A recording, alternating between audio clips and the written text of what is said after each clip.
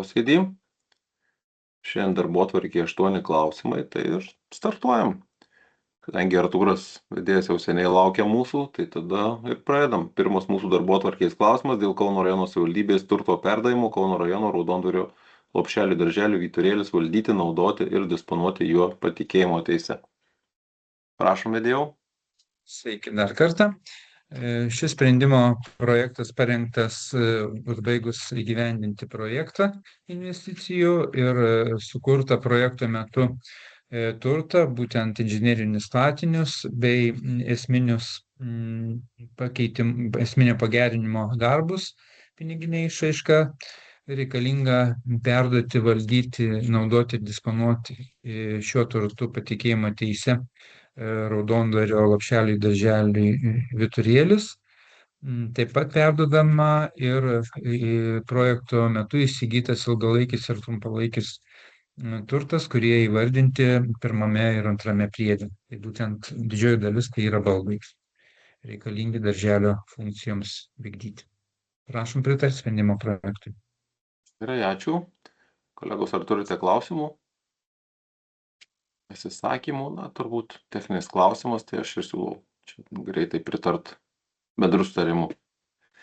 Pritarėm. Ačiū. Ir antras klausimas, vedėjau, jūsų taip pat, dėl pritarimo projektui bendrojo ugdymo paslaugų prieinamumo didinimas, modernizuojant VŠI VDU Ugnės Karvelis gimnazijos infrastruktūrą ir bendro jo finansavimo užtikrinimu. Prašom, vedėjau.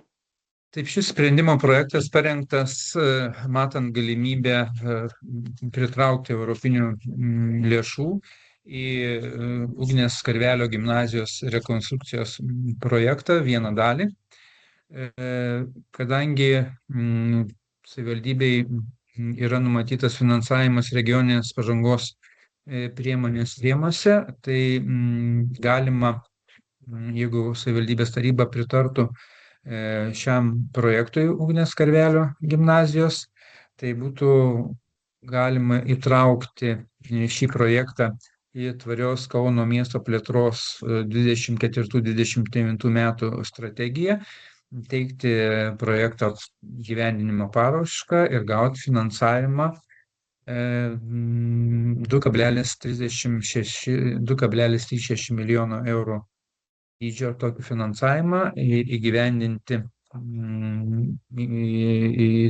šias lėšas įdėti į priestato statybą, kuriame būtų įrengta sporto salė bei technologijų kabinetų patalpos vaikų ugdymui.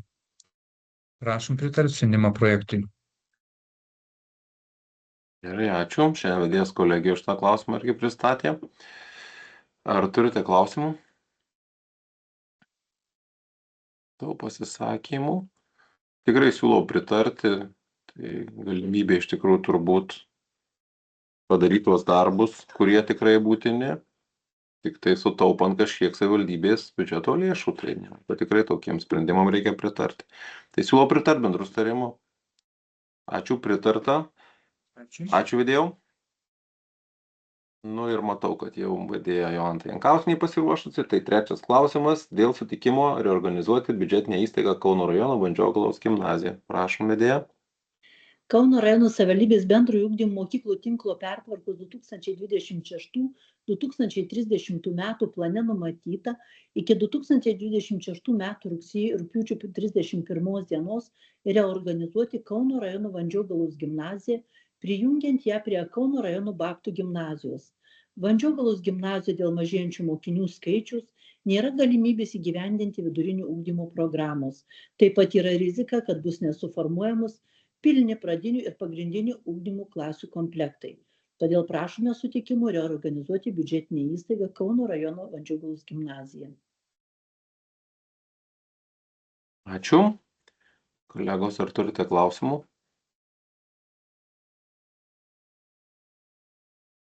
Pasisakymų, turbūt, kad jau kadangi žinom tą problemą, tai tiesiog sekantis žingsnis.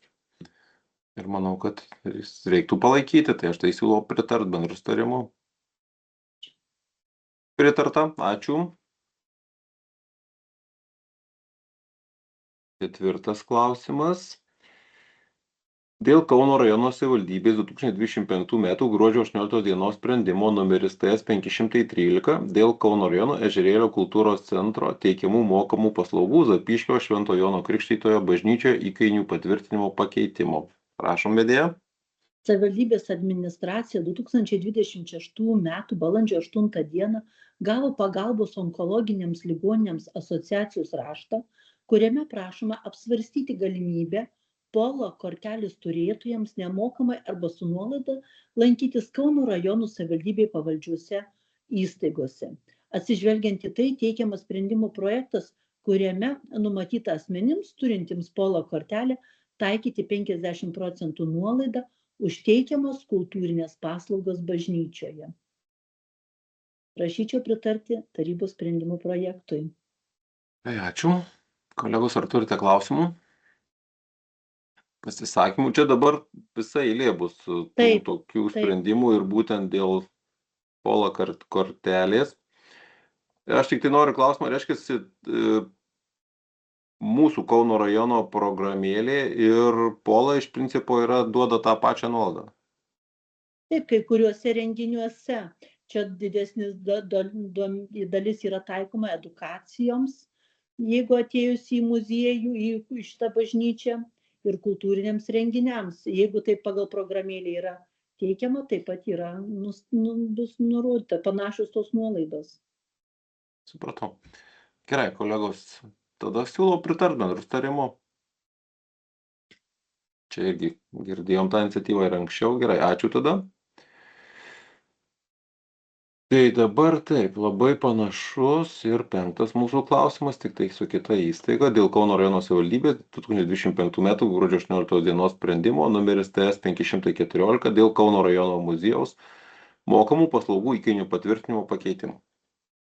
Savivaldybės administracijos kultūros švietimo ir sporto skyrius balandžio 9 dieną gavo muziejaus raštą, kuriame prašo leisti nemokamai muziejų lankytis onkologinėmis lygomis sergantiems asmenims ir suteikti galimybę prekiauti suvenyrais, nustatant įkainius. Sprendimo projekte numatytas nemokamas muziejus ir jo padalinių lankymas asmenims turintiems Polo kortelę. Muziejaus mokamų paslaugų įkainiai papildomi nauja paslauga. Tai yra prekyba suvenyrais. Prekyba suvenyrams prisidėtų prie muziejaus žinomumo sklaidos, kultūrinių identitetų stiprinimo ir būtų gaunamos papildomos pajamos. Nes nuostatuose yra įtraukta, kad jie turi teisę prekiauti, muziejus turi teisę prekiauti suvenyrais. Tačiau nebuvo tiesiog nustatyta tai.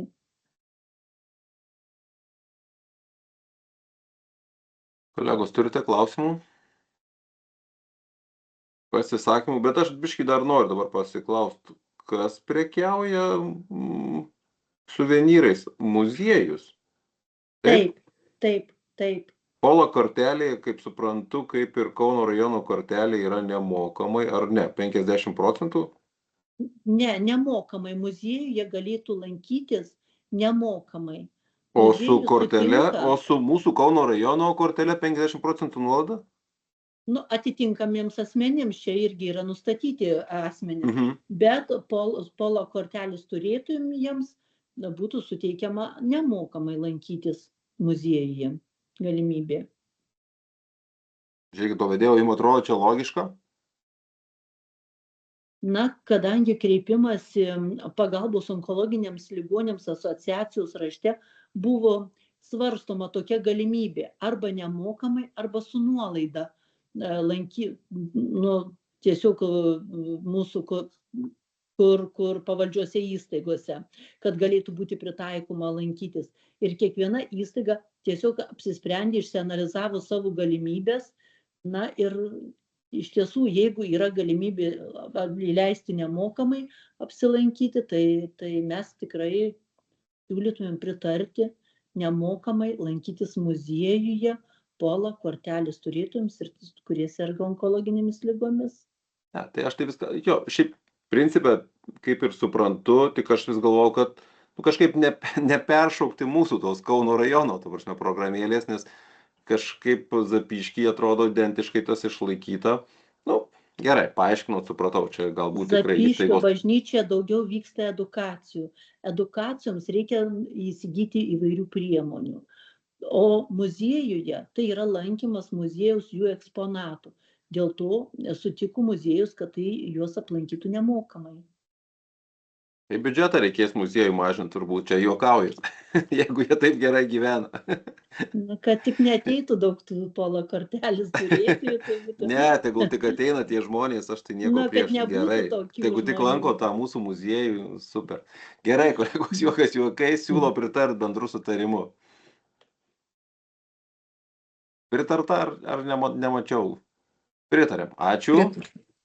Ačiū. Taip, dabar 6 klausimas. Iš karto sakau, kad mūsų kolegė Rita norės nusišalinti, todėl kad klausimas skamba dėl Kauno rajono savivaldybės tarybos 2025 m. rugpjūčio 21 dienos sprendimo numeris TS 359 dėl Kauno rajono sporto centro trumpalaikės turto nuomos teikiamų paslaugų kainų ir Kauno rajono sporto centro trumpalaikės turto nuomos tvarkos aprašo patvirtinimo pakeitimo. Tai dabar Ritai suteikiamas žodis. Labą dieną dar kartą. Taip, kadangi dirbu sporto centre trenerė, nusišalinam. Ką kolegos galvojat? Leidžiam turbūt, dirba žmogus ten tikrai. Jeigu kvorumas yra, leidžiam. Tai yra. Yra prisijungiau aš, Regina, labą O, dieną. Regina, O, šaunu. labą dieną, taip. Sakiau, kad visada esat mintimis su mumis, tik tai čia neužsidega ekranas. Gerai, tai tada prašom, vedėja, pristatykit klausimą. Teikiamas Kauno rajono savivaldybės tarybos sprendimų projektas dėl Kauno rajono savivaldybės tarybos 2025 m. rugpjūčio 31 dienos sprendimų numeris TS 359 dėl Kauno rajono sporto centrų trumpalaikės turtų nuomos teikiamų paslaugų kainų ir Kauno rajono sporto centrų trumpalaikės turtų nuomos tvarkos aprašo patvirtinimo pakeitimo. Taip pat atsižvelgiant į pagalbos onkologiniams ligoniams asociacijos prašymą, teikiamas sprendimų projektas papildytas nuostatomis, numatančiomis, kad 50% kainos nuolaida teikiama paslaugoms pateikus polo kortelę. Ši nuolaida bus taikoma kiekvienam asmeniui individualiai centro pastato, sporto ir sveikatingumo kompleksų treniruoklių salėje bei centrų Mastaičių baseine. Prašyčiau pritarti tokiam tarybos sprendimų projektui. Ačiū. Kolegos, ar turite klausimų? Pasisakymų? Tai siūlau pritart bendru sutarimu. Pritarta. Rita, paprašysim sugrįžti. Ačiū, grįžau. Klausimas. Ačiū, Rita. Dėl pritarimo bendradarbiavimo sutarčiai. Jolanta Jankauskienė. Sprendimo projektų tikslas - pritarti bendradarbiavimo sutarčiai tarp Kauno rajono savivaldybės, Kauno rajono sporto centrų ir viešosios įstaigos Garliavos futbolo klubo. Viešoji įstaiga įsteigta Kauno rajono savivaldybėje Garliavoje ir prie sprendimo pridėtame bendradarbiavimo sutarties projektų turinyje atskleistus bendradarbiavimo sritys. Pasirašius bendradarbiavimo sutartį, šalys įsipareigoja vykti bendrą veiklą, garsinti futbolą Kauno rajone tarp vaikų ir suaugusiųjų, skatinti gyventojų fizinį aktyvumą, įgyvendinti įvairius projektus. Prašyčiau pritarti tarybos sprendimo projektui. Gerai, ačiū. Ar turite kolegos klausimų? Aš visada klausiu. Man visada, kaip suvalkiečiui, tai įrašas tas keistas būna, kad biudžeto lėšų nereiks. Šitam mūsų prabalsavimui, kad nereiks, tai aš tikiu. Taip, biudžeto lėšų nereiks, tačiau mes, aišku, sudarysime galimybę naudotis mūsų sporto infrastruktūrą. Nes klubo veikla, tiesiog treniruotis ir užsiėmimai vyksta ne tik Garliavos mieste, bet ir Alšėnų, Ringaudų, Akademijos, Kačerginės, Ežerėlių, Linksmakalnių seniūnijose. Prieš metus maždaug esame sudarę su futbolo klubu, kuris taip pat kreipėsi, Hegelman, taip pat ir pasiteisino ši sutartis, kuris skatina ir moksleivių fizinį aktyvumą. Garliavos sporto klube sportuoja maždaug apie 600 Kauno rajonų savivaldybės vaikų.